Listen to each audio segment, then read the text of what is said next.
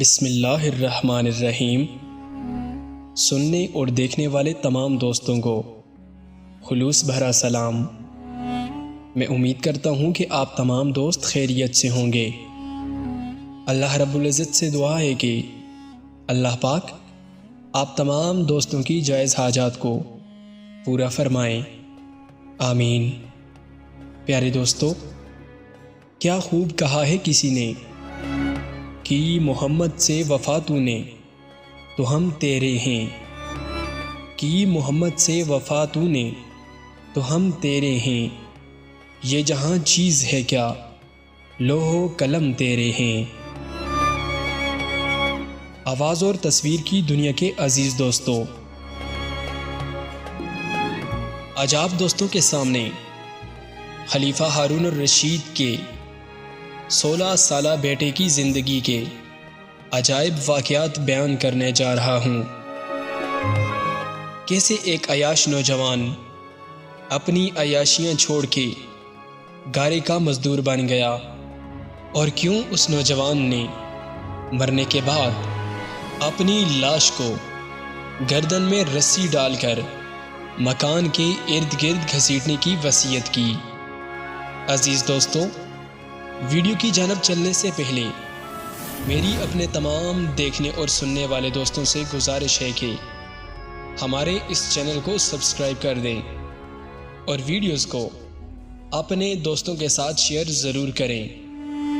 پیارے دوستو، بغداد کے ایک بزرگ ابو عامر رحمۃ اللہ علیہ اپنا واقعہ بیان کرتے ہیں کہ ایک بار میرے گھر کی دیوار اچانک گر گئی، مجھے بڑی پریشانی لاحق ہوئی اور اسے دوبارہ بنوانے کے لیے کسی مزدور کی تلاش میں گھر سے نکلا اور چوراہے پر جا پہنچا۔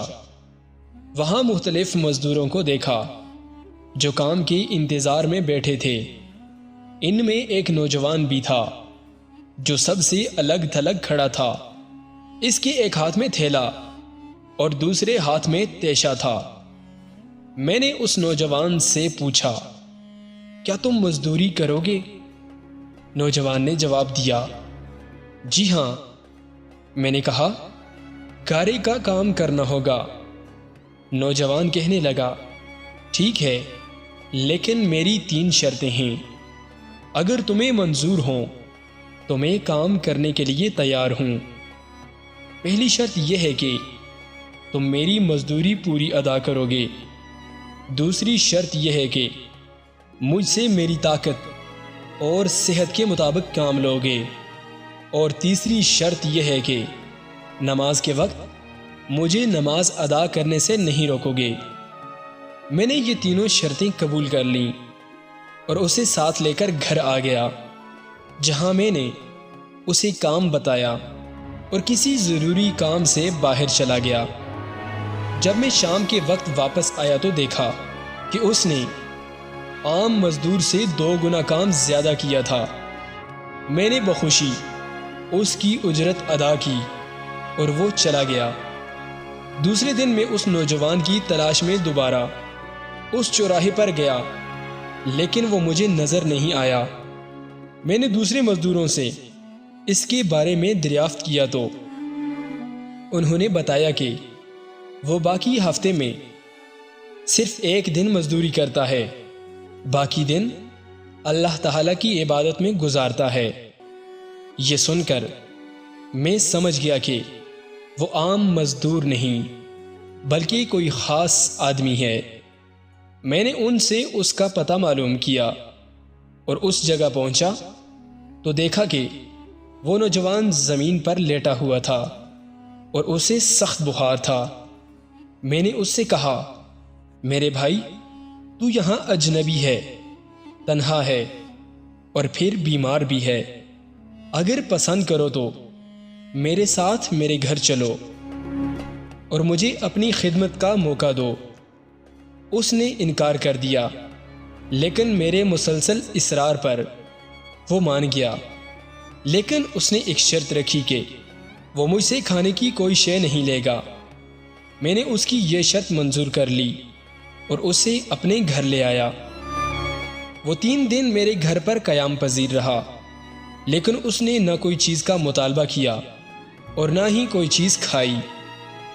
چوتھے روز اس کے بخار میں اتنی شدت آ گئی تو اس نے مجھے اپنے پاس بلایا اور کہنے لگا، میرے بھائی، لگتا ہے کہ اب میرا آخری وقت قریب آ گیا ہے، لہٰذا جب میں مر جاؤں تو میری اس وصیت پر عمل کرنا کہ جب میری روح جسم سے نکل جائے تو میرے گلے میں رسی ڈالنا اور گھسیٹتے ہوئے باہر لے جانا اور اپنے گھر کے ارد گرد چکر لگوانا اور یہ سزا دینا کہ لوگوں دیکھ لو، اپنے رب تعالیٰ کی نافرمانی کرنے والوں کا یہ حشر ہوتا ہے، شاید اس طرح میرا رب مجھے معاف کر دے۔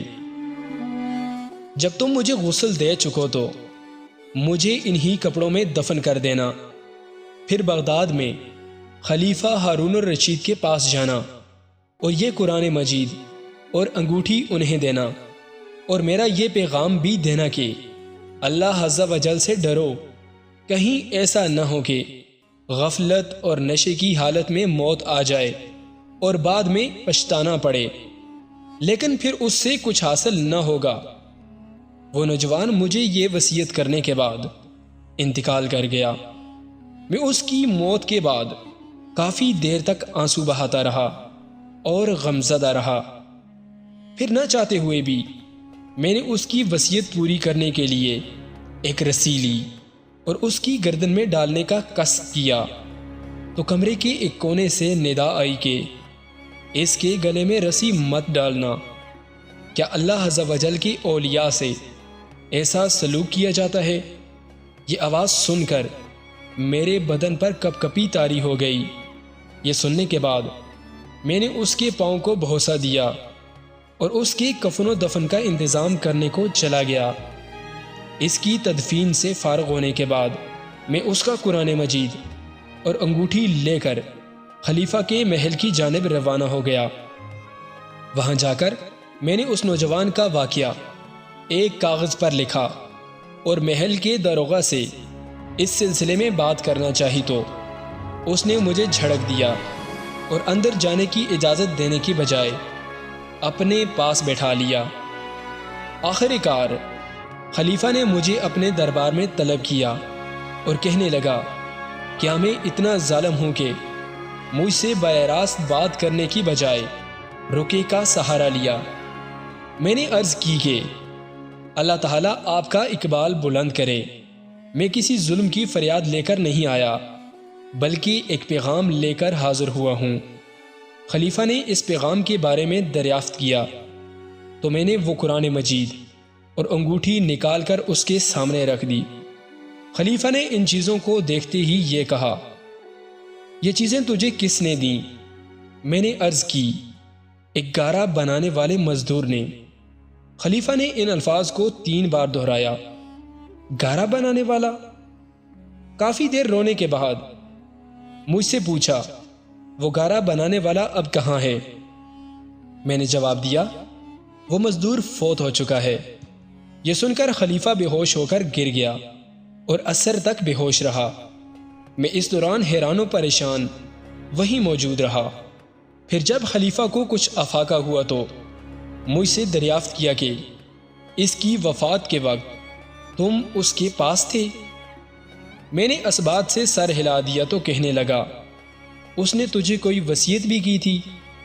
میں نے اسے نوجوان کی وصیت بتائی اور وہ پیغام بھی دے دیا جو اس نوجوان نے خلیفہ کے لیے چھوڑا تھا۔ جب خلیفہ نے یہ ساری باتیں سنی تو مزید غمگین ہو گیا اور اپنے سر سے عمامہ اتار دیا، اپنے کپڑے چاک کر ڈالے اور کہنے لگا، اے مجھے نصیحت کرنے والے، اے میرے زاہد و پارسا، اے میرے شفیق۔ اس طرح کی بہت سے القابات خلیفہ نے اس مرنے والے نوجوان کو دیے اور مسلسل آنسو بھی بہاتا رہا۔ یہ سارا معاملہ دیکھ کر میری حیرانی اور پریشانی میں مزید اضافہ ہو گیا کہ خلیفہ ایک عام سے مزدور کے لیے اس قدر غمزدہ کیوں ہے۔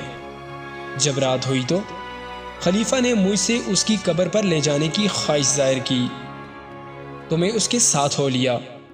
خلیفہ چادر میں منہ چھپائے میرے پیچھے پیچھے چلنے لگا۔